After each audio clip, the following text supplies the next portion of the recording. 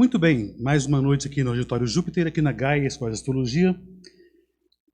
A astrologia tem muitos ramos, né? Um dos ramos mais fascinantes da astrologia, até quando começou de fato a astrologia, foi a astrologia mundial. E sempre se comenta muito essas questões todas, como fala da humanidade, do mundo, da cidade, dos países e das nações. E uma coisa que é muito importante, né? Eu sempre, um tanto patriota, né? Do que é o correto, certamente, sempre busquei muito essa condição de associar a astrologia com a arte e a cultura brasileira. E uma coisa que é muito importante, quando nossos colegas se propõem a fazer essas ligações com a astrologia e a arte, a cultura e a política brasileira.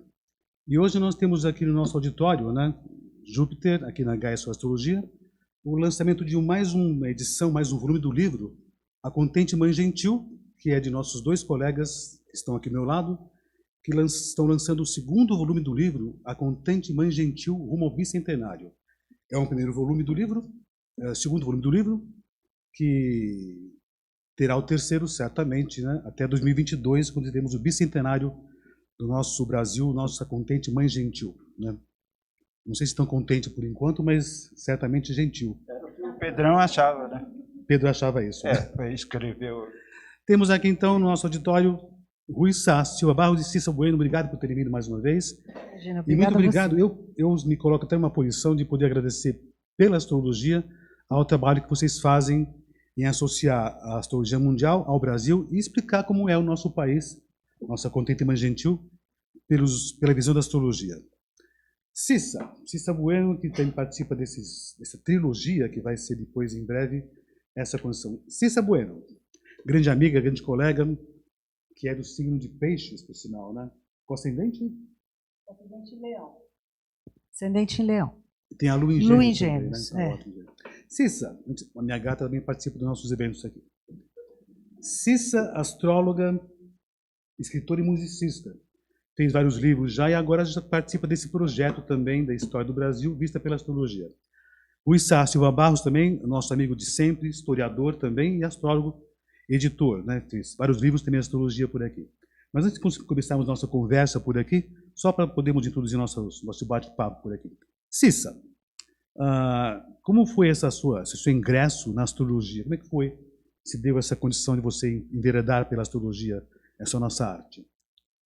Então, quando eu estava ali próxima do retorno de Saturno, que acontece com 29 anos, eu era publicitária e era até bem-sucedida e tudo, mas eu não era assim muito feliz com o tipo de vida que eu tinha, né? Eu trabalhava muito, eu vivia pendurada em avião, sempre com uma mala no quarto, enfim, era executiva de uma grande empresa e tudo. E um dia eu fui fazer um mapa astral. E a moça me perguntou, a Bia Oliveira, uma grande astróloga e taróloga, até hoje minha amiga e tudo, e a Bia me falou assim, você já pensou em estudar astrologia? E eu disse, não, nunca pensei. Ela disse, você tem mapa de astróloga. E aquilo ficou na minha cabeça e pedi para ela uma indicação de uma escola. Essa escola era 2 quadras da minha casa, era a Escola Júpiter. E eu comecei a estudar astrologia no mês seguinte, e no final desse primeiro mês eu disse, é isso que eu vou fazer da minha vida. E aí eu me preparei 10 anos para largar a profissão que eu tinha, né? 5 estudando, daí eu comecei a trabalhar com isso 5 anos depois, então eu trabalhava de dia, tem dia de noite, tem dia fim de semana, aquela coisa. E aí, 10 anos depois, eu larguei tudo com 40 anos. Que beleza, hein? É uma grande trajetória, uma grande mudança que existe, né? Pode crer. Rui, nosso grande amigo, como é que foi esse início seu na astrologia? Mais conturbado do que o dela. Eu era diretor dos sindicatos bancários de São Paulo, em 82, numa época que estava final da ditadura e ainda tinha muita turbulência, né? Teve uma intervenção no sindicato em 83. Em 82, minha mãe me deu de presente um desenho do meu mapa astral. Eu fiquei sabendo que ela estava estudando astrologia, porque ela estava estudando, não tinha falado nada para ninguém, com Hélio Amorim. Foi um grande astrólogo aqui em São Paulo, que foi uma figura muito importante no movimento astrológico. E ela me deu o desenho e umas 4 folhas com anotações sobre o mapa. E eu estava na maior correria no sindicato. Eu li, achei interessante, mas falei, é minha mãe, né? Ela me conhece desde que eu estou no útero.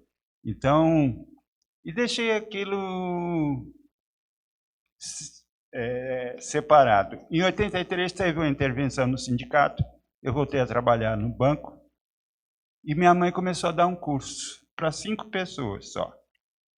E aí eu fiquei interessado, achei interessante, fui fazer o curso. E nós fizemos um grupo de estudo em que cada um fazia pesquisa sobre uma técnica, sobre algum aspecto da astrologia e apresentava e ensinava para os outros, depois de fazer um estudo e várias experiências. E eu escolhi fazer o meu primeiro estudo, o ciclo de Saturno, né? O trânsito de Saturno no mapa. E se eu tivesse qualquer dúvida sobre o funcionamento da astrologia, se a astrologia funcionava ou não, terminou ali, porque a exatidão da coisa era total e completa. E foi muito interessante, porque eu pude refazer minha biografia, inclusive com coisas de infância que eu não conseguia me lembrar, mas eu tinha uma testemunha da minha infância do meu lado, né? Que podia tirar dúvidas sobre o que era real, o que era fantasia, etc, etc, etc. E a partir daí eu comecei a estudar astrologia, depois a praticar astrologia e finalmente a unir a astrologia com minha formação, que é de historiador, né? E análise política, que eu tive bastante envolvido com isso quando fui diretor dos sindicatos bancários. Foi assim. Aí você começou essa trajetória que até hoje permanece viva e cada vez mais forte. Eu tive um intervalo de tempo que me absorveu muito o trabalho. Eu trabalhei 1 ano na FEBEM, naquele ano que o Mário Covas resolveu ser o presidente da FEBEM, porque o pessoal subia no teto e degolava os colegas no teto. Lembram? Foi assim, rebeliões violentíssimas. Eu fui trabalhar na FEBEM naquela época. Depois eu trabalhei na prefeitura durante o mandato da Marta, né? Trabalhava 12, 13 horas por dia. Eu voltei à astrologia graças a um convite que o Robson fez para fazer uma apresentação na Astrológica em 2006. Exatamente. E de lá para cá, a Gaia eu considero assim, eu estou em casa na Gaia. Eu estou em casa na Gaia, o apoio que eles me deram foi essencial para a consecução de todo esse trabalho. Aqui é um lugar onde eu faço as apresentações, o primeiro livro foi lançado aqui, o segundo eu fiz questão também de lançar aqui. Muito obrigado. Eu que agradeço imensamente pela astrologia, inclusive. Agora, esse projeto que vocês tiveram essa ideia foi em 2013 que começou, né? Foi. O projeto que começou em 2013, né? A intenção é fazer uma trilogia, certamente, até o bicentenário, né? Olha, Robson... Como começou esse projeto de hercúleo, certamente, esse trabalho gigantesco fazer tudo isso? Minha gata faz parte também de tudo isso. Tá assim desde a semana passada que esse gato está me rondando. Veja, teve muito a ver com o ano de 2012. 2012. Tá? 2012, lembram de 2012, do calendário Maia? Toda aquela história do calendário Maia. E acabar o mundo, tudo. Né? Criou todo um movimento, dentro inclusive da comunidade astrológica, e pela primeira vez apareceram pessoas assim, quero estudar astrologia mundial. Tá? Então, aquele ano eu montei 2 turmas, uma aqui na Gaia mesmo, foi um dia à tarde, e um outro fora daqui. Foi aí que começou a parceria. Eu conheci a Cissa, mas a Cissa veio fazer o curso, e eu queria fazer com mais gente, né? Queria que fosse uma obra coletiva, mas só ela se dispôs a me acompanhar nessa empreitada doida. Então, nós estamos aqui, os dois, navegando. Agora, o segundo livro chega até 1945. Tá? Só para vocês terem uma ideia, se a gente for escrever, tentar escrever alguma coisa assim, que seja decente sobre música popular brasileira, por exemplo, né, de 45 para cá, é assim, são 100 páginas, no mínimo, para você localizar as principais tendências de cada época, etc, etc. É um trabalho gigantesco. Quanto mais o tempo passa, a população está crescendo, as atividades do país estão crescendo, e a quantidade de material que tem é uma coisa enorme. Enorme, enorme, enorme. O segundo volume já é maior do que o primeiro. Lógico. A Cissa tem formação como musicista, né? Você ficou, houve uma divisão dos livros, das partes, dos textos dos livros? Você ficou mais a parte cultural, a parte mais política? Como que foi isso? A Cissa talvez tenha pegado mais a parte da cultura e da arte. Eu queria só contar uma coisa para todos. Eu conheço o Rui desde que eu sou adolescente. Poxa. Porque o Rui estudou história com a minha irmã. Então eu conhecia ele, ele já era um quinto-anista na USP e a minha irmã era uma primeiro-anista. Mas a minha irmã namorava um grande historiador, então e o Rui era pupilo dele. Então eu encontrava muito o Rui, eu era ainda mais nova do que a minha irmã, e encontrava muito o Rui na casa justamente desse meu, que depois veio a ser meu cunhado. Então eu conheço o Rui há muito tempo. E quando eu vi uma vez um curso do Rui com o Constantino, que era um curso sobre o tempo, né, Rui? Era um curso. Ciclos. Nossa, que incrível, eu não vejo o Rui há tanto tempo. E o Constantino, muito meu amigo, eu falei, eu vou fazer esse curso. Aí foi ali, que eu acho que foi, sei lá, uns 2 anos antes, talvez 2010, isso, por aí. Por aí. Né? Então, ali começamos já essa coisa, e quando ele falou, vou fazer um curso de astrologia mundial, eu falei, então eu vou fazer com você. Porque eu sempre quis fazer, e, enfim, nunca tinha tido uma oportunidade mesmo. E daí, no curso, ele colocou a ideia do livro, alguns alunos se prontificaram a fazer, a ajudar e tal. Na verdade, nós acabamos sendo um grupo de 4, que até os 2 contribuíram no primeiro um pouco, fizeram algumas pesquisas, um deles fez o Niso Viana, sabe o Niso? Sim, sim. O Niso fez várias coisas técnicas, isso. Né, Rui? Fez muitas listagens técnicas e tudo para a gente. E a Silvana Farassi, sabe quem é? A Silvana fez a pesquisa de educação e depois eu acabei escrevendo para ela o capítulo. O levantamento da arte e da cultura do Brasil deve ser bastante complexo, porque não tem muitos registros, né? Então, como é que foi essa busca todos esses registros históricos, culturais? Foi um trabalho bastante... Foi um trabalho bem braçal. Então, mas a sua pergunta anterior era se a gente mais ou menos tinha uma divisão de temas. Tem, mais ou menos tem. O Rui fica com a supervisão geral, mas o Rui fica com a parte histórica lá, logicamente. Política, economia e tudo, né? No primeiro eu escrevi mais sobre arte, música, literatura, escrevi também educação e tal. A pesquisa foi feita pela Silvana. E o primeiro foi mais difícil, tinha menos material do que o segundo. Que é a parte do Império, né? Que é a parte do Império e tudo. Então, isso, sem dúvida, foi mais difícil de pesquisar e mais difícil de chegar nas informações e tudo.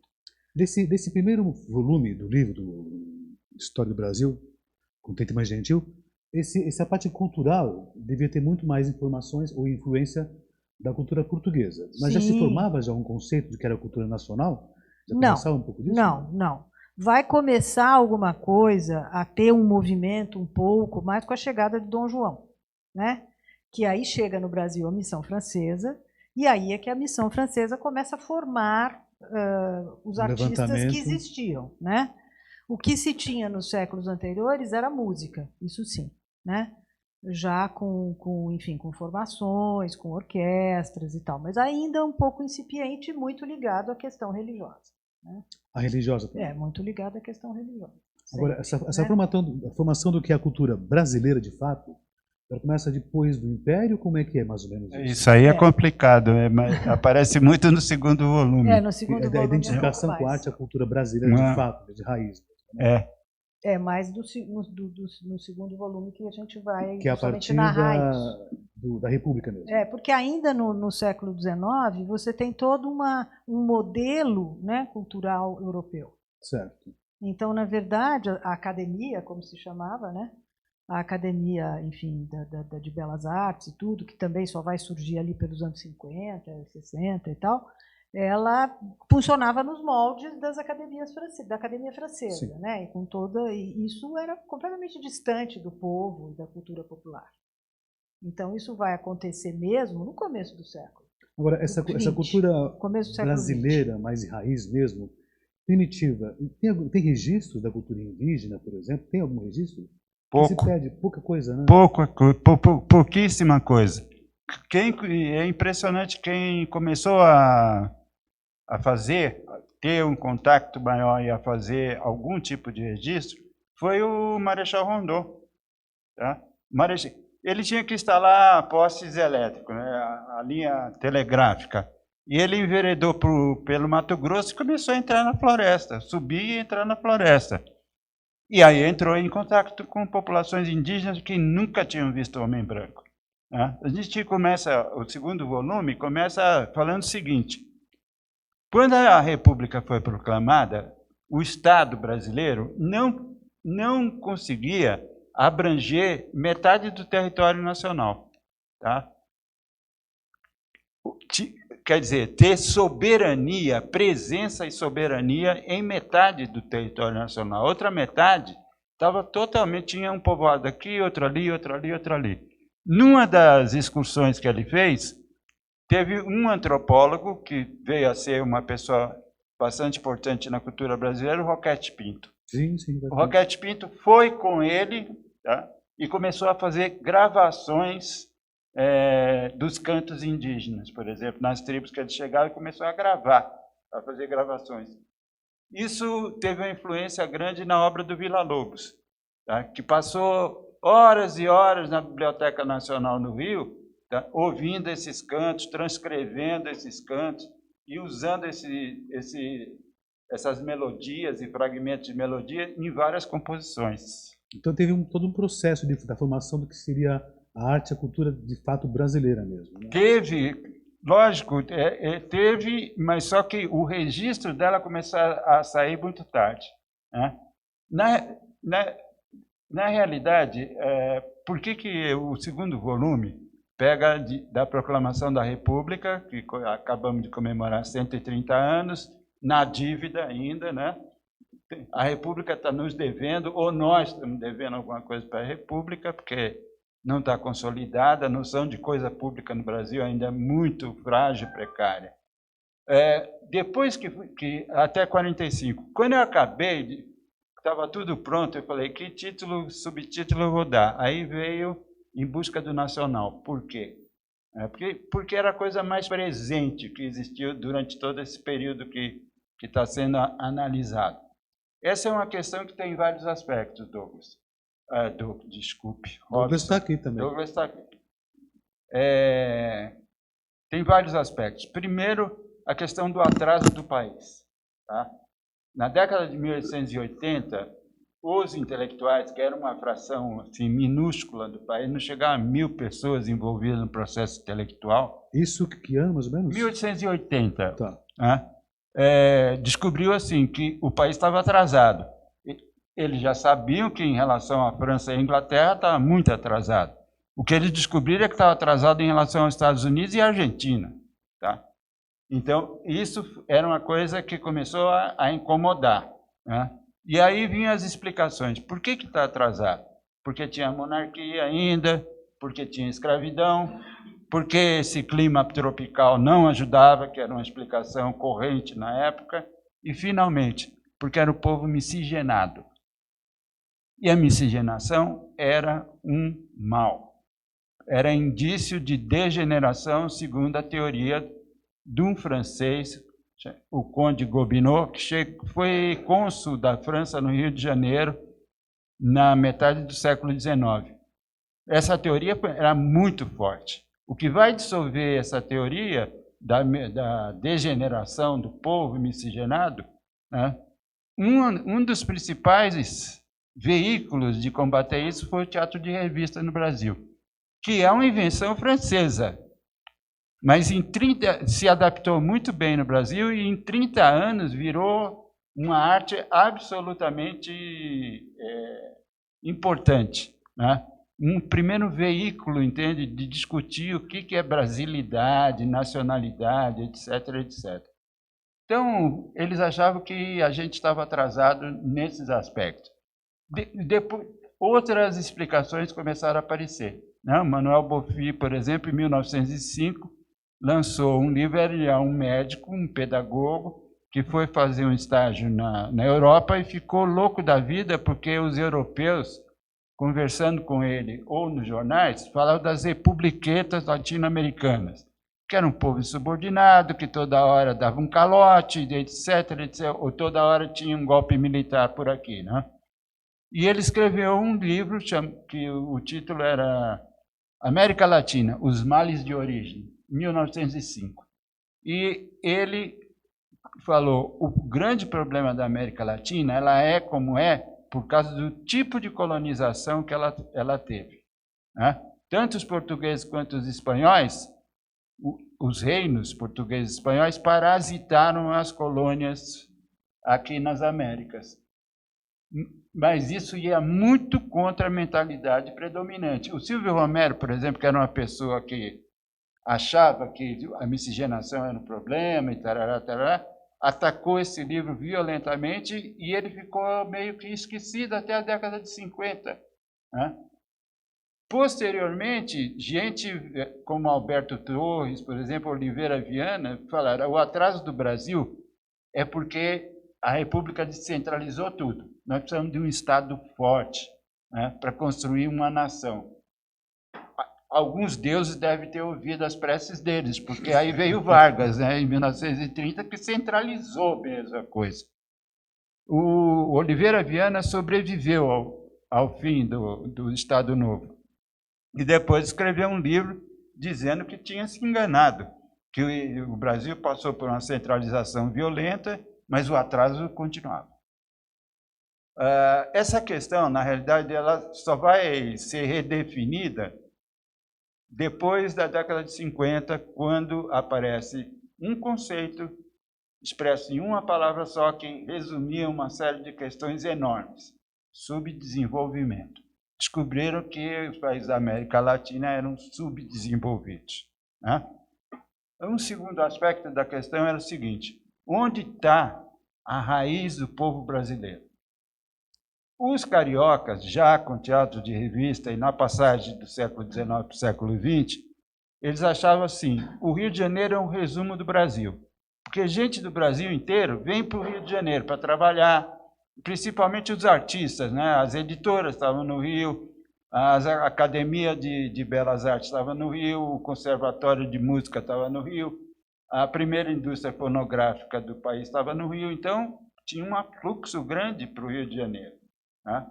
Em 1916, aqui em São Paulo, foi lançada uma revista chamada Revista do Brasil, que era um pessoal intelectual que 2 anos depois o Monteiro Lobato comprou essa revista, né, e ela foi importante, inclusive como um prenúncio da Semana de Arte Moderna, e que o povo que escrevia na revista lançou a seguinte questão: o protótipo do brasileiro é o bandeirante.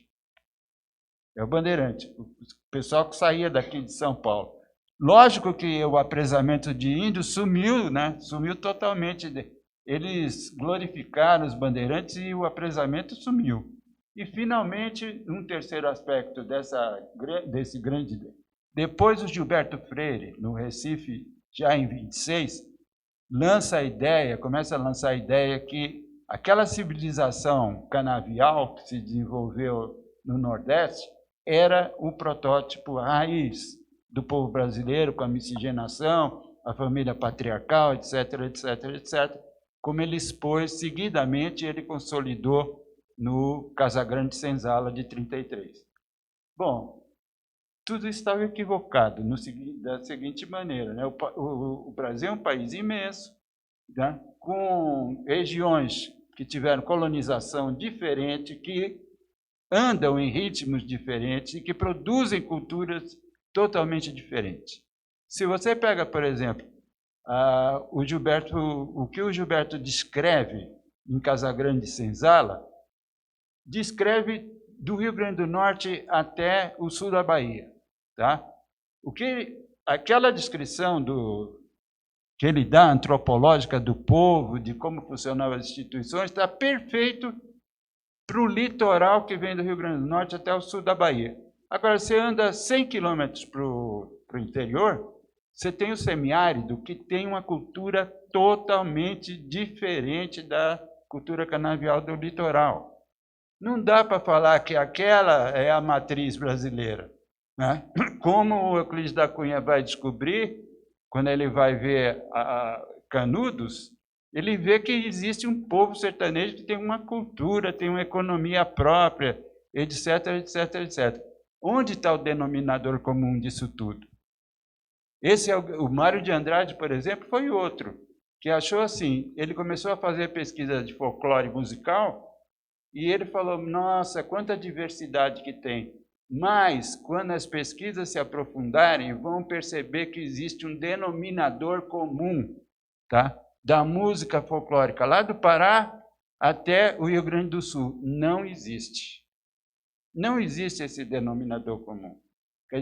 Nós somos um povo multifacetado mesmo, você compreende? Não dá... E a gente não tem uma história unitária que é fácil de definir, o francês é um tipo assim, assim, assado. O inglês é flogmático, não sei o quê, não sei o quê. Do brasileiro é difícil você falar qualquer coisa, porque o povo é tão diferente, né? Teve uma colonização diferente, um ritmo diferente, entende? Nós somos uma diversidade enorme. Não é à toa, a Lua do Brasil está em Gêmeos e está junto com Júpiter, que é exatamente o símbolo dessa diversidade toda que existe aqui. Agora, uma coisa que é interessante no Brasil, né? Ele é muito influenciado por culturas exteriores, né? No século XX, na segunda fase, até hoje, por exemplo. A cultura americana é muito influente no Brasil. Então, ela é muito, muito interferida pelas questões externas, né? Muito. Então, se formar o que é uma identidade brasileira, né? Até por conta disso é difícil, né? Porque tem muita influência externa.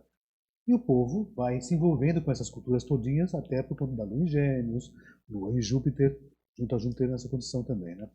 Mas veja, Robson, de qualquer maneira, veja só, a grande questão é assim, que os países da América Latina são países que, dentro do sistema mundial capitalista, eles estão na periferia do sistema, como os países africanos, como muitos países asiáticos, tá certo? Mas tem uma questão super interessante. Mesmo estando na periferia, conseguiram criar uma cultura própria. Em 45, quando a gente termina esse volume, o Brasil já tinha uma música popular que podia ser apresentada em qualquer lugar do mundo, tá?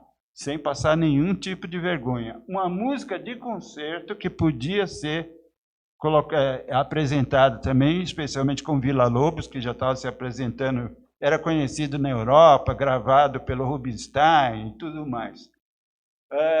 Artes plásticas.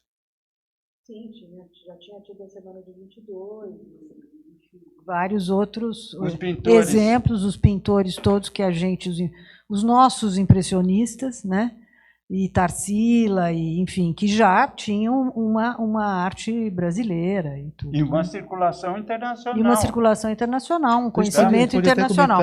Inclusive, a literatura ainda não. A literatura ainda não. Tá? Em 45, praticamente não tinha autor brasileiro ainda conhecido no exterior. Isso é muito interessante. Por exemplo, o Machado de Assis aqui dentro já era considerado um gênio, etc, etc, etc. Mas não tinha nenhuma tradução do Machado em 45, não tinha nenhuma tradução do Machado de Assis no exterior. Tá? Depois de 45 é que vai começar a literatura brasileira devagar, vai começar a ter um prestígio. Com Machado, com o Graciliano, com Guimarães Rosa, né? E principalmente Jorge Amado, que foi um dos romancistas brasileiros mais traduzidos no exterior. Mas isso depois de 45. Agora, na semana de 22, né, penso eu, talvez na semana de 22 deve ter começado um pouco dessa cultura antropofágica, de consumir tudo que veio de fora e transformar, consumir, modificar. Tanto que o movimento antropofágico tinha essa condição. Eu posso dizer que a Semana de Arte Moderna foi um marco também do início da cultura brasileira? Olha, não. Da cultura chegou. brasileira, não. A cultura brasileira já existia. Já existia, né? Por exemplo, Principalmente a música. A música. a música, o Principalmente a teatro música. de revista. Uma coisa que eu não sabia, que eu descobri na pesquisa, né, é o teatro de revista. A importância do teatro de revista no Brasil foi absolutamente fundamental.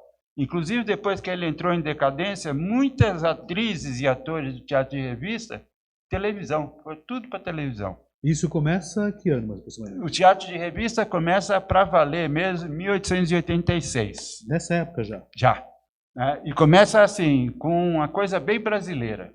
Tinha o teatro também que funcionava, já tinha alguns autores. O teatro tinha outra coisa muito interessante no Brasil é que as comédias e o teatro de revista tinham muito espectador. O teatro dramático não pegava de jeito nenhum, até que chegou a radionovela. Então tinha uma coisa assim, brasileiro não gosta de drama. Era um absurdo, não era... Quando você faz a revisão do material, daí você vê com clareza certas coisas. Não é que brasileiro não gosta de drama, brasileiro gosta de drama, basta ver o sucesso das radionovelas e das telenovelas. Sabe qual que era o problema? A linguagem. Tinha um teatro dramático no Brasil, Zé de Alencar escreveu teatro dramático, Machado de Assis escreveu teatro dramático também. Não pegava. A linguagem era tão empolada, tá? Era tão bacharelesca que a média da população, você compreende, não tinha alcance, né? Não tinha alcance. Né? Como a maior parte da população brasileira tem uma dificuldade de memorizar e de cantar o hino nacional, porque as frases estão todas invertidas, né? Gramaticalmente estão todas invertidas. Tá? Então o pessoal tropeça mesmo, e aí vira o virundum, né? O virundum. O virundum é famoso. né?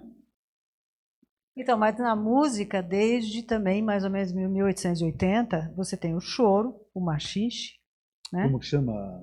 Esqueci o nome dela Chiquinha agora. Gonzaga. Chiquinha Gonzaga, também, que tudo já isso, é um né? pouquinho depois, mas enfim, você tem uma explosão e a miscigenação musical que vem desde então, 1870, 1880, por aí.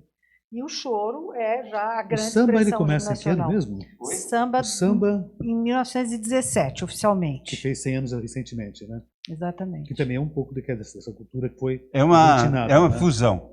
A música, fusão, né? a música popular brasileira é uma fusão entre músicas de dança europeias, valsa, polca, shot e os ritmos negros. Né? E os ritmos Que dá negros. esse formato do que é essa música. Na época que abarca o segundo volume, o principal músico, compositor, instrumentista, o que resume mais toda a época, Pixinguinha. Certo. Pixinguinha tinha um pé na África, por causa da comunidade baiana, que ele nasceu e frequentava, a comunidade baiana de lá. Ele conhecia jazz, tá? Ele comprou um saxofone, que era um instrumento bastante jazzístico, quando ele foi à Europa, isso aí em 1920, mais ou menos. Ele conhecia a música folclórica, ele tinha uma formação, entende, e ele era um excelente chorista, né? Chorão, ele é o pai do choro brasileiro, quase. Ele tinha uma formação super eclética, né? E completa. Ele virou diretor artístico da RCA Victor, e tem toda uma história de racismo em cima dele também. Outra coisa que as pesquisas recentes trouxeram à tona, né? Tinha, na Rádio Nacional, por exemplo, se formou uma orquestra, né? Era conhecida como a Orquestra dos Italianos, tá? Porque só tinha músico tocando na Orquestra da Rádio Nacional, isso aí em 1940, e dirigida por um descendente italiano, que era um músico muito bom, o Radamés Inátali. Mas o Radamés Inátali deu entrevistas recordando aquela época, falando assim, a negrada chegava cheia de cachaça, tudo atrasada para gravar. Quer dizer, negro só tocava na bateria, só na percussão, entende? Da orquestra da Rádio Nacional. São coisas da história que depois elas foram recontadas de uma maneira um tanto quanto mais limpa, né? Mas como tem pesquisas agora que estão indo a fundo nessas histórias, estão aparecendo. Uma coisa, sabe, Robson, que eu queria falar muito, que é o seguinte: tem uma coisa, a internet é um veículo cheio de problemas, etc, etc, etc. Mas, para quem gosta de fazer pesquisa, as teses, todas as teses defendidas nas universidades federais e estaduais públicas, tá? Estão todas na internet. Todas. Quer dizer, se você está interessado assim, como é que era e é a música folclórica na Bahia, entra no site da Universidade Federal da Bahia, que se eles defenderem alguma tese, está lá. Está lá. Isso foi muito importante para as pesquisas, muito importante. Esse formato dessa construção do que é a arte brasileira, mapa do Brasil, nós temos Saturno na terceira casa, em Gêmeos, a casa 5 também abre em Gêmeos. O que dá essa condição? Que forma essa função de essa miscigenação, essa antropofagia, essa união de várias formas para chegar a uma cultura nacional? No mapa do Brasil, seria essa 5 em Gêmeos, Lua em Gêmeos também? E o Saturno na 3, como seria isso? Olha, veja, quer falar alguma coisa a sobre gente, isso? quando analisa isso, a gente desconsidera o Saturno na 3.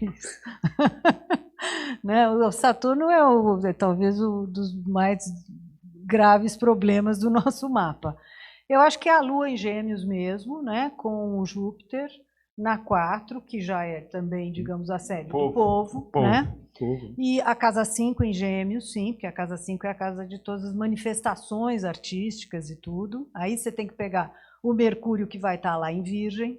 Isso é significativo, com essa coisa toda muito, digamos, o chão do Brasil, né? Que isso é muito presente na cultura toda. E uma coisa que eu queria falar que é muito interessante é a conjunção de Netuno, Plutão, que se dá em cima da Lua do Brasil, né? Em 1891. Isso é fundamental. Isso foi porque uma conjunção dessa envergadura, que é de 480 anos, ela demora 10 para acontecer antes e continua acontecendo 10 depois. Então, isso tem uma influência extraordinária.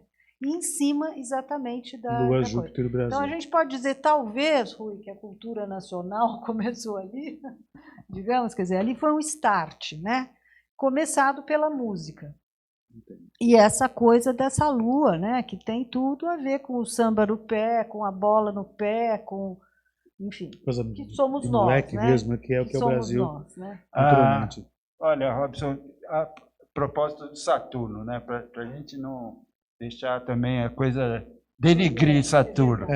E denegrir é uma palavra correta aqui, porque Saturno tem a ver com negritude. E era isso. E negritude e cultura tem coisas super interessantes, que ele está retrógrado, né? Na casa 3, em Touro, na casa 3 do país. Bom, durante o começo da República, nos anos iniciais da República, até mais ou menos 1920, tá? Durante esses 30 anos iniciais da República, um negro andando na rua no Rio de Janeiro com um violão, tá? Era preso. Porque violão e negro era sinal de vagabundagem. Tinha leis expressas contra a vagabundagem. E não só leis expressas, a polícia carioca, volta e meia, fazia uma rapa na cidade, pegava o povo, colocava dentro de um navio e mandava eles para o Oiapoque, onde eles iam morrer de malária e febre amarela, né? Ou seja, essa barbaridade que a gente vê hoje, né? A polícia abrindo fogo contra gente que está dentro do carro indo para uma festa, isso aí não tem novidade nenhuma, não é nenhuma novidade na história brasileira, tá certo? Forças policiais, desde a independência, agem desse jeito. Basta ler Memórias de um Sargento de Milícias. Então, tem toda essa questão. Por exemplo, está na casa 3, que tem a ver com a imprensa, né, e literatura. Régia 4, né? Mas veja só esse Saturno em relação ao Lima Barreto. Tá? O Lima Barreto foi um escritor que hoje é considerado um escritor importantíssimo. né? Ele foi um dos primeiros a aproximar a linguagem escrita da falada. Essa é a grande importância uma das grandes importâncias do Lima Barreto.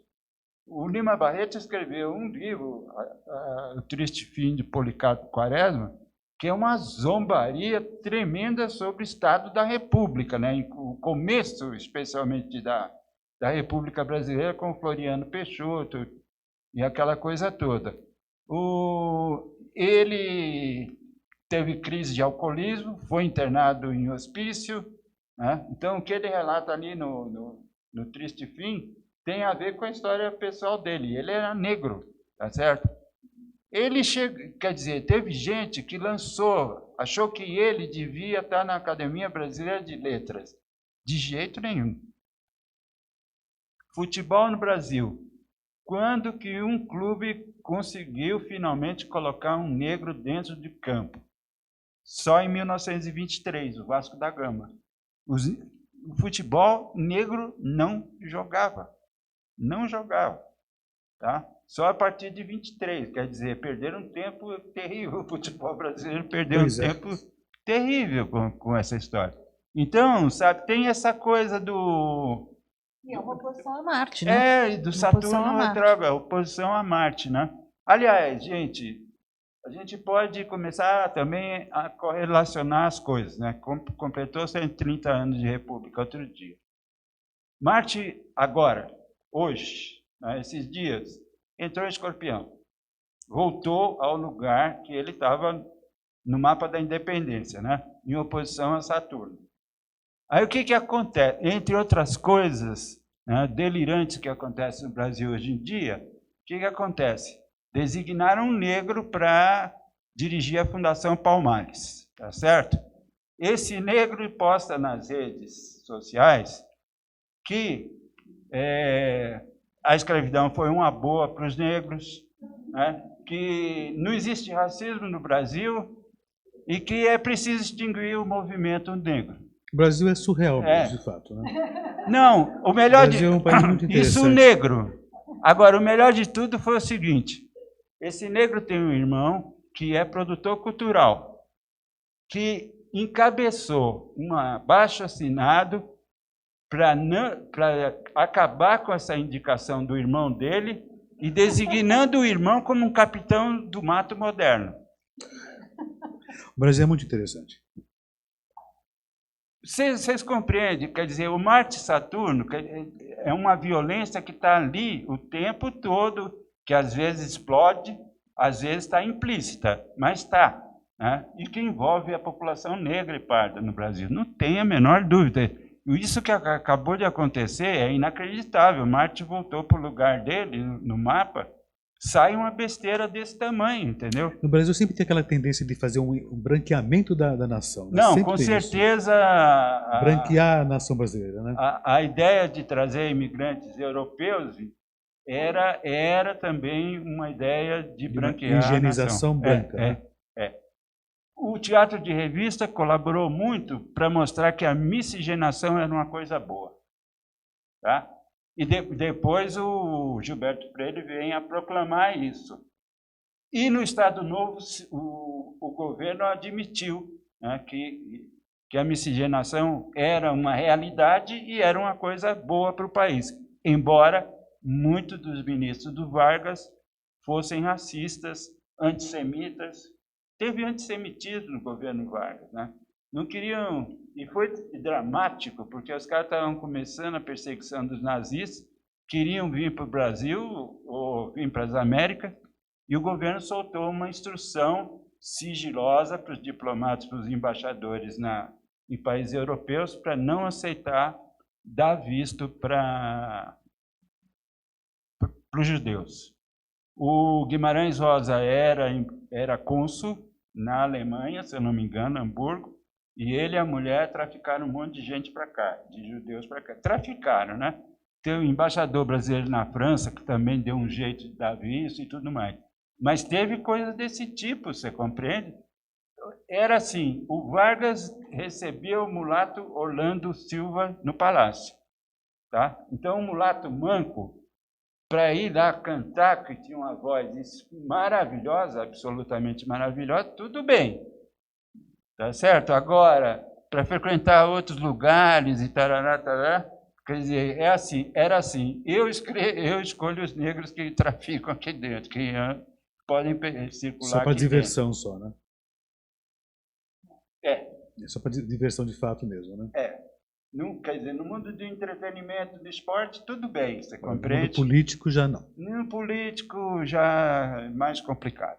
Falando da questão política, né? Uma vez você comentou até aqui na Gaia, uma astrológica, né? Além do curso que vai ser lançado agora em janeiro do Rui também, online. O Brasil ele não começa como uma nação, começa como um Estado de fato mesmo, né? Então o Brasil tem essa pecha, não tem uma nação de fato mesmo, né? Que começou com a independência feita pelo Estado, e formou um Estado. A República também, mesma coisa, foi o Estado que deu essa condição. E todas as vezes que teve esses movimentos políticos, foi o Estado que permaneceu independente da nação. Esse movimento que traria uma nação ainda continua em andamento ainda. Penso que agora, nesse momento histórico nosso, talvez daqui a uns poucos anos, teremos uma nação de fato mesmo, com o povo de repente se manifestando mais fortemente. Continua.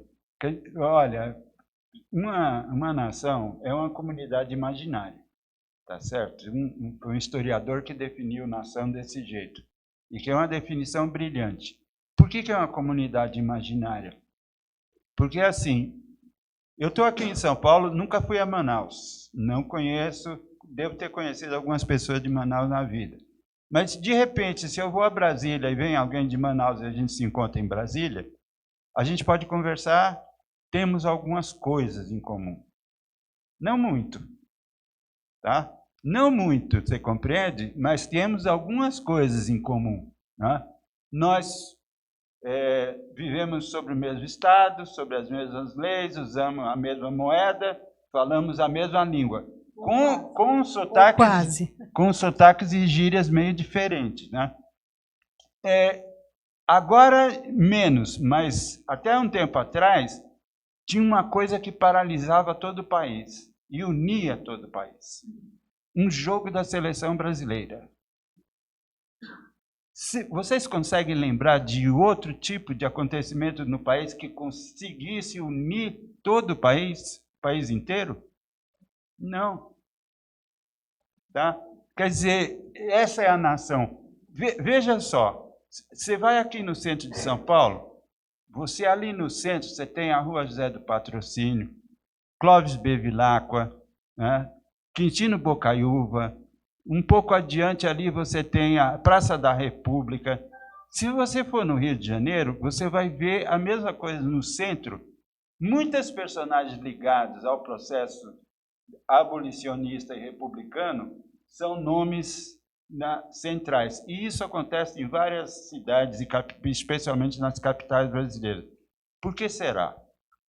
Porque a República não foi a proclamação da República não foi um evento popular, você compreende? A população não participou daquilo. Um escritor, que depois foi ministro Deodoro, escreveu que o povo assistiu bestificado à proclamação da República, né? Como se fosse. Muitos achavam que estava tendo uma troca de governo. Outros acharam que aquele era um desfile militar por um motivo qualquer, tá? Então, a ideia de república teve que ser implantada na população. Né? E então, transforma o 15 de novembro num feriado, dá um monte de nome de gente ligada à proclamação da República, exatamente para poder divulgar e para fazer que a coisa fosse mais aceitável. É um processo de formação da nação. Tá? O povo como nação. Agora, o momento atual brasileiro, né? Que temos a série de acontecimentos. Isso, mesmo com essa coisa da força, desse meio, digamos, movimento proto-fascista, pensando assim, isso pode colaborar para a formação de uma nação em breve, no futuro, para o povo reagir, talvez, que nós vamos ter o ano que vem. Bom, já temos algumas situações já que seria. O Urano está fazendo oposição ao eixo Marte-Saturno do Brasil. Nós temos o Netuno ainda, né, acabando o seu aspecto de oposição ao Sol do Brasil, que ele sobe o que são os nossos governantes. No próximo ano nós teremos, no meio do ano, as 2 luas progredidas, fazendo aspectos e quadraturas à Lua Júpiter do Brasil. São pontos nevrálgicos, né? E isso talvez possa ter um movimento, como aconteceu em 2013, mesma coisa, esses 2 pontos correlacionados. Frente a tudo que está acontecendo agora, em termos políticos, sociais, culturais também, isso a nação pode reagir eventualmente. A gente percebe muito na América Latina isso acontecendo. Aí eu já enganchando outra pergunta, né? O Brasil parece que não está na América Latina, né? Parece que é uma coisa à parte, né? Que a América Latina é meio sanguinolenta, forte, sanguínea, e o Brasil parece que é a coisa da malemolência, da coisa assim. Max Nunes, né? Ele falava como é que chama a música? A Coreia do Brasil. Começa com acordes maravilhosos, depois um sambinha, ou seja, parece que as pessoas não funcionam corretamente. As coisas começam de modo gigantesco, depois elas caem na malemolência. A Aquarela do Brasil foi escrita para o teatro de revista. Pois tá é, certo? ela começa grandiosa e depois... É uma coisa também, eu não sabia, quer dizer, eu conheço a Aquarela do Brasil desde que sou criança, mas não sabia que tinha sido escrita para o teatro de revista. O Ari Barroso, com toda a fama que ele teve e tudo mais, ele continuou a escrever para o teatro de revista até a década de 50. E como compositor, os caras não ganhavam nada, né? O direito autoral no Brasil era desse tamanhozinho, pô. Ele foi ser locutor de futebol, né? Ele fez um montão de coisa para poder sobreviver, né? E tem essa questão daquela grandiosidade e depois cai no sambinha, né? Agora, olha, Robson, tem uma grande diferença entre o Brasil e os outros países da América Latina, tem algumas diferenças fundamentais, né? Até culturais mesmo, né? Bastante. A escravidão negra, tá? Teve um pouco na Colômbia, isso só, fora o Brasil. Tá? E no Caribe, né? E no Caribe. Então, essa é uma diferença fundamental. Segundo, os países da América Latina, de fala espanhola, lutaram na independência. Tá? Teve guerra mesmo para valer, e tiveram que armar a população para fazer essa guerra. O Bolívar e tudo mais. Aqui não. Aqui foi negociado. Tá? O príncipe regente foi embora e deixou o filho já com instruções. Se tiver que fazer independência, que seja você. Né? Quer dizer... É tudo combinado, né? É tudo combinado. Nós usamos a moeda portuguesa, depois da independência, durante 120 anos. R$1.000 só acabou em 1942, gente. Foram 120 anos usando a mesma moeda que tinha de Portugal. A Casa da Moeda, tá, é do século XVII. E está aí até hoje. Está aí até hoje. A que foi fundada lá no século XVII é a que permanece. Agora, o governo deu a louca no governo, o governo resolveu privatizar a Casa da Moeda. No momento em que diminui violentamente a moeda física e aumenta cada vez mais pagamentos digitais. Por que você vai privatizar a Casa da Moeda que está devagar, entende, com o funcionamento... Obsolecendo. Para quê? Coisas do governo brasileiro. Então, tem algumas diferenças, você compreende? Quer dizer, por que... Até pela língua também, né? Os portugueses e a América Latina... a própria colonização, né? Quer dizer, a América Latina toda é espanhola e nós não somos. Não foi tão diferente a colonização, porque a colonização era bem exploratória, tá certo? É um lugar onde vinha-se ganhar muito dinheiro e isso ajudava a sustentar os reinos, né? Tanto da Espanha quanto de Portugal, tá certo? Nisso eles eram muito parecidos. Mas tinha essa diferença, que teve uma escravidão negra muito importante, fundamental para o país. Nos países da América Latina, não. No Brasil, nós temos o ascendente Aquário, né? Um deles é o Saturno, que é o regente, o outro é o Urano, que está em conjunção com o Netuno. E dá a ideia que o formato do Brasil parece que nunca está muito formatado, é meio difuso, por conta desse Netuno em conjunção com o Urano, que rege também o ascendente, né? Então a gente percebe que o Brasil parece que ele é meio à parte, né? Ele é meio miscigenado, mas sem direção. Agora, como eu te falei, 2013 houve essa condição de esses 2 pontos do Brasil, esse ponto do Brasil, que é a Lua Júpiter, serem acionados pelas duas progredidas. Isso vai acontecer ano que vem, mais uma vez. No meio do ano, acho que é de março a agosto, se eu não me engano, né? Estaremos com essa condição desse tríplice conjunção, ou quádrupla, que vai juntar o Marte, junto com Marte, Júpiter, Saturno, Plutão na casa 12 do Brasil. Isso pode ter um efeito bastante esclarecedor, detonador das milícias e tudo que pode vir à tona certamente. Não é um quadro igual ao que foi em 2013, talvez um pouco mais tenso. Com essas últimas medidas que tem no governo, né, em cima da arte, da cultura, que já tem censura que fica bem clara que você vê muitos artísticos acontecendo por aqui. Não sei se vai acontecer a mesma coisa que aconteceu com a América Latina, mas esses momentos que se fala de AI-5 são sinais que, eventualmente, se acontecer alguma coisa, isso pode se trazer à tona mais uma vez. Isso é um sinal de uma fumaça somente ou um teste? Para ver como aceita essa condição pela população. Eles estão testando. O governo está testando até onde pode ir. Tá certo? Tem algumas coisas preocupantes nesse sentido, porque eles avançam e a reação tem sido assim. O filho que é deputado falou do AI-5, né? Então, tem uma comissão de ética na Câmara, chamaram ele. Eu acho que vão dar uma advertência e vai ficar por isso mesmo, você compreende? Veja, perguntaram para o Rodrigo Maia outro dia, estavam perguntando, o Rodrigo Maia respondeu o seguinte, ele não era, falando do Bolsonaro, ele não era o nosso candidato, tá? Mas venceu a eleição. E é o que há até 2022. Ou seja, não vai ter impeachment. Na visão do Rodrigo Maia, se depender da vontade do Rodrigo Maia, que é presidente da Câmara, e que tem a autoridade para iniciar um impeachment, né, não vai acontecer. A situação, eu acho que a situação atual é um impasse. Você tem um governo que tem apoio, um certo apoio no legislativo, no judiciário, na mídia, nos grandes empresários.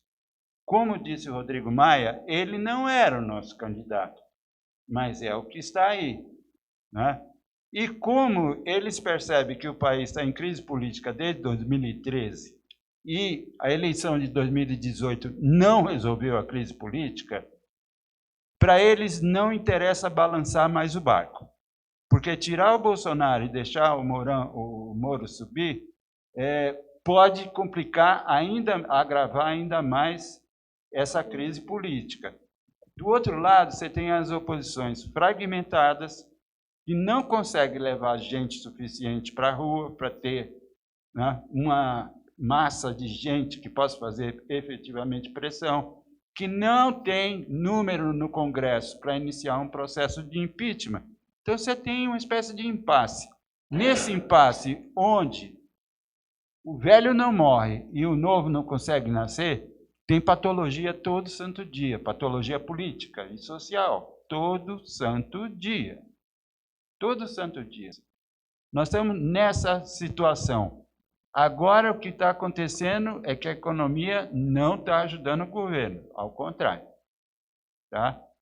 A subida do preço da carne, por exemplo, está começando a dar zum-zum. Está começando a dar zum-zum, está começando...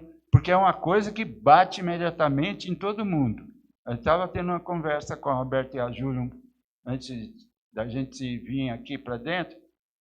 A Previdência, por exemplo, aprovaram a lei da Previdência. Quantas pessoas estão impactadas por essa lei agora, já, imediatamente? É quem está para se aposentar. 1 milhão, 2 milhões de pessoas, talvez, nem isso. Né? Quem não está impactado ainda, fala, quando chegar a minha hora eu vejo como é que vai acontecer, como é que eu vou me virar. Mas o preço da carne não, o preço da carne bate em todo mundo. A alta do dólar, foi lá agora bateu o recorde, 4,26. E aí vem o Guedes e ainda fala, não tem problema, deixa, né? Tem que se acostumar que o câmbio varia mesmo e pode ficar depreciado. Gente, isso é um convite para especulador, tá certo? Começar a apostar contra o real. Tá? Por quê? Porque E ainda por cima, o BC vai lá e tenta parar com isso. Você é um cara que tem uma reserva, está especulando. Você percebe que o governo vai lá e vai sacar da reserva internacional do país, entende? Para tentar manter o dólar mais ou menos em 4,20, 4,30, você vai continuar, porque especialmente depois que o Guedes falou que não tem limite para coisa, bom, tem uma classe média no Brasil que está habituada a passar férias no exterior. Esse pessoal não está muito contente com o dólar nessas alturas, né? Não está muito contente com o dólar nessas alturas, tá certo? E quem não comprou dólar e está planejando ou vai fazer uma viagem para o exterior agora, levou um baque tremendo, porque assim, agosto estava 3,70, pulou para 4,20, 4,26. Pois é. Agora, essas condições todas, alta do dólar, aumento da carne, do gás, do combustível e outras coisas quaisquer que sejam, isso impacta muito a classe média, ou chama-se média. Essa classe... O botijão de gás, por exemplo, impacta todo mundo, os né? pobres, pobre especialmente. Também, pô. Agora, esse tipo de condição, que é de pressão, já tem na arte e na cultura com a censura que já está acontecendo. E essa pressão que fica sobre a classe média e baixa também, penso eu, com esse próximo ano, próximo período, com essas condições, talvez o povo comece a se movimentar. É tal coisa, né? Uma nação que se movimenta.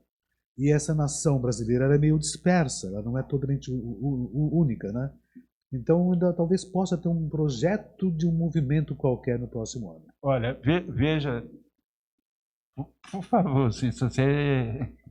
Eu fico bastante preocupada com a conjunção da Casa 12, bastante. Porque acho que a gente tem uma vulnerabilidade muito grande nos assuntos de 12, né? A vulnerabilidade é enorme. Presídios, crime organizado, milícias também, né? e milícias, e também as condições mesmo deprimentes, né, de instituições públicas, de saúde, hospitais e FEBEMs e tudo mais, né? Então, eu fico bastante preocupada com essa crise em março e depois em setembro, outubro, né? Sim, vai ser a mesma coisa. Vai ser a mesma coisa. E no meio do caminho, as projeções também não colaboram muito. Olha, ou colaboram. Veja só, nunca teve uma greve geral no país para valer. Por um motivo muito simples. Primeiro, por causa do tamanho desse território, o tamanho da população. Tá certo? Segundo, porque os sindicatos só conseguem alcançar metade dos trabalhadores. Porque a outra metade é informal, é terceirizada, não tem representação, o pessoal não tem representação. Tá? E com esse mercado de trabalho do jeito que está, trabalho intermitente, né, terceirizado, cada vez menos, você compreende? Então, a gente viu coisas do tipo assim, o presidente da CUT, na época que começou o impeachment da Dilma, falou assim que a gente... Ele estava falando dos sindicalistas. Nós vamos colocar o povo na rua para defender o governo da Dilma. Que povo? Aonde? Estavam temendo profundamente a saída do Lula da prisão. Eu estou escrevendo, desde o começo do ano, estou escrevendo assim, não vai ter nenhum tipo de rebelião ou ebulição com a saída do Lula, entende? Ele tem um cacife eleitoral enorme, tá? O PT ainda tem um cacife eleitoral grande, mas a capacidade de mobilização deles deu uma refluída violenta por responsabilidade dos governos do PT. Essa é uma outra discussão. Né? Por que aconteceu esse declínio todo? É responsabilidade do governo do PT, você compreende? Que não fez... nunca tentou criar uma cultura política no país, achou que promovendo o consumo das classes populares estava tudo resolvido. Eleitoralmente, rendeu um cacife evidente. Mas na hora que precisou de gente, quando precisou de gente efetivamente no impeachment ou na prisão do Lula, cadê o povo? Lula saiu do governo com mais de 80% de popularidade. O dia que ele se entregou à Polícia Federal, tinha 3.000 pessoas no Sindicato dos Metalúrgicos São Bernardo, gente. É fácil você observar essas coisas, ver, por exemplo, quantas pessoas estão reagindo a essas convocações contra a Previdência, contra isso, contra aquilo, feita pela oposição, para você perceber imediatamente que a capacidade de mobilização ainda está muito baixa. Onde eu acho que pode virar coisa no indicativo astrológico, a conjunção Júpiter-Saturno no começo de Aquário. Aí faz um trino para a Lua. Sim. Tá? Aí faz um trino para a Lua. Aí eu acho que pode começar a mexer. Eu tenho um pequeno temor também. Até uma organização, né? Uhum. Mas acredito que o ano que vem teremos muitas desorganizações. Eu tenho um pequeno temor do seguinte sentido, quer dizer, como a grande parte da população não tem uma representação formal, tá, em sindicato, não frequenta partido político, pode ter muita reação espontânea. Por exemplo, um hospital está funcionando de um jeito que não dá mais para aturar. Daí reúne um povo na frente do hospital e faz o manifesto e de repente tem um quebra-quebra. Tá certo? Ou o pessoal se revolta e invade o hospital mesmo para valer. Né? As milícias podem reagir. Uma coisa que está ficando muito clara, né, é a ligação que o clã familiar tem com milícias no Rio de Janeiro. Isso aí, cada coisa que se levanta, na investigação de jornalística, etc., vai ficando cada vez mais clara, né? E as milícias são crime organizado, gente. É assunto de 12ª casa no país. Tudo isso, você compreende, pode levar a um tipo de protesto selvagem, de protesto, sabe, de pessoas perderem a paciência, por exemplo, e invadir um supermercado.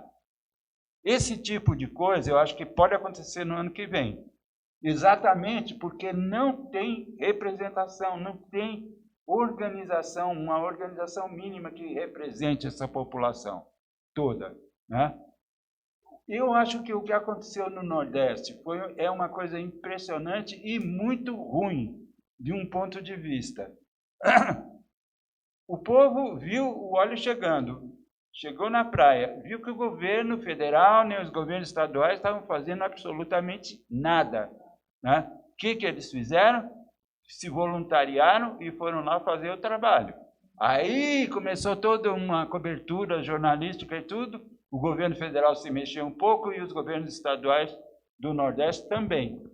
Mas para o governo federal fica assim, pô, eles foram lá e conseguiram e fizeram o trabalho pesado, né? A própria população, trabalho voluntário, quer dizer, trabalho voluntário substituindo aquilo que seria uma obrigação do Estado. É horrível. Desse ponto de vista, é ótimo, porque promove a solidariedade entre eles. Tá? Mas, assim, no Nordeste todo, alguém aqui teve uma notícia, por exemplo, de um protesto organizado por conta da inércia dos estados em relação a esse óleo na praia? Eu não vi nenhum. Eu segui o noticiário, pode ter acontecido, porque não consigo seguir tudo, né? Mas eu não vi, não tive notícia de nenhum. E era uma questão para protestar ou não? Certamente. O óleo chegando, entende? E o IBAMA, cadê o IBAMA? Cadê o Ministério? Cadê a Marinha? Cadê tudo? E não aparecia ninguém. Não teve um protesto. O pessoal foi lá e falou, bom, isso aqui é o nosso ganha-pão, e foram lá. Aí prometeram pagar para os pescadores, está atrasado. Vixe. É um país interessante. Terceiro volume. Quando vai sair o terceiro volume? Como vai ser abordado esses assuntos? Temos agora 2013. Se 2013 temos o primeiro volume, 19 o segundo, né? 2022 até lá teremos esse terceiro volume. Olha, bom, tanto que o nome é o Bicentenário. Então, 2021 posso marcar uma entrevista mais uma vez? Olha, Robson, eu já te adianto o seguinte: a quantidade de material de 45 até hoje é de um tamanho assim gigantesco. Gigantesco. Ou é um empreendimento com mais gente, ou é impossível fazer. É impossível fazer. Já está em andamento já? Não, não está. Não, Preciso saber. Preciso marcar a data já. não, veja só. Quer dizer, do ponto de vista da política e economia, tá, tem um esboço que está nos vídeos que nós gravamos. Tá certo? Sim. Então ali já tem um esboço. Para escrever não seria muito importante. Não seria muito trabalhoso. Mas toda a parte cultural é uma coisa gigantesca, gente. É uma coisa gigantesca. De 45 para cá, se você pegar só música popular, você não consegue escrever uma coisa decente em menos de 100 páginas. Por quê? Porque tem uma variedade musical tão grande no Brasil, que ocorreu nesses 70 anos, entende? E tão importantes e tão marcantes, coisas que ainda estão aí até hoje e tudo mais, que não dá. Com menos de 100 páginas... Né? Literatura. Então. Literatura. Mas música popular é mais variada é. ainda. Teatro. Cinema. Bastante que também. nem entrou nesse livro. É isso. Enfim, nós aguardaremos o terceiro volume, certamente já está marcado aqui para 2021. Em breve aí, esse lançamento. Bom, ó, o primeiro volume do livro, né? O pessoal consegue comprar isso no Clube dos Autores, não é? Um site chamado Clube de Autores. Clubedeautores.com.br. É um site. Que é a Contente Mãe Gentil, rumo ao Bicentenário, volume 1. Clube dos Autores, que é www. Pode ser em e-book ou pode ser impresso também. E o segundo volume, né, você consegue comprar aqui na Gaia mesmo, no site da Gaia, ou então na editora Riema também. Olha, aproveitem essa condição, é um trabalho maravilhoso, muito importante para a astrologia, inclusive, e para o Brasil, certamente, para entender como é que é a formação do povo brasileiro de fato mesmo, dessa nação que está em formação. O segundo volume, então, será de 45 até os dias atuais. Não, o segundo é de 89 o terceiro, a 45. É o terceiro. O terceiro. De 45 até os atuais. Bom, quando foi aberto o Museu de Ipiranga mais uma vez, 2022, faremos lá o lançamento, então. Em praça pública. Se a reforma lá chega, deve acabar, certamente, né? E até lá temos muitas novidades, certamente. Cissa, Rui, olha, muito obrigado por ter vindo aqui, pela entrevista também. Obrigado pela astrologia, pelo trabalho fantástico que vocês fizeram pelo Brasil também. E para esclarecer como é que é essa formação do povo brasileiro visto pela astrologia, né? É um trabalho magnífico, brilhante e recomendo a todos terem esse acesso. O Rui também, em janeiro, no máximo em fevereiro, o Rui fez uma série de gravações da história do Brasil visto pela astrologia, que vai ser lançado em vídeos a partir de janeiro próximo agora. Olha, o livro está à venda por aqui na frente. Comprem seus livros, peçam seus autógrafos também. O Rui já autografou o meu livro. Agora assista a falta autografar o meu livro também, para nós termos aqui na nossa biblioteca. Gente, obrigado por terem vindo, imensamente. Grato muito. Obrigado a você. E esperamos o terceiro volume. Certamente. Eu queria muito agradecer a Gaia, agradecer a Luísa e ao Robson, porque todas as coisas mais importantes da astrologia neste país acontecem nesta sala. Então, realmente, mais uma vez, muito obrigada.